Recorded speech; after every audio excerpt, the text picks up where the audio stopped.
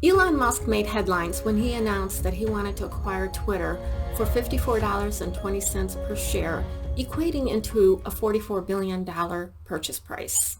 Recently, he made even bigger headlines when he announced that he was terminating the deal, causing Twitter's stock price to plummet to $32.65 per share.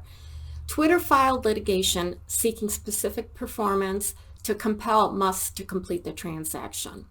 So what is the reason for the about face? It depends on who you ask.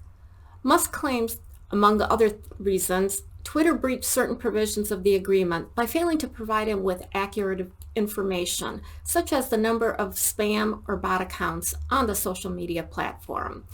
Twitter claims that the reasons are financially motivated. To finance the transaction, Musk personally committed $21 billion in equity financing, $13 billion in bank loans, and $12.5 billion in margin loans secured by $62.5 billion of his Tesla stock. It appears that the richest man in the world may also be experiencing pain with the decline in the stock market after the signing of the agreement. Twitter cites a recent Wall Street Journal article that the value of Musk's stake in Tesla has declined by more than $100 billion since its peak in November 2021. Since much of Musk's personal net worth is tied to his Tesla stock, the decline in Tesla stock price means that the transaction just became much more expensive for Musk.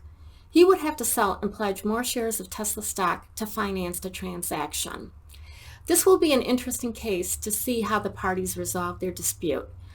Even though there is a specific performance clause in the agreement, will the courts rule that Twitter is entitled to specific performance, or will it be other forms of damages?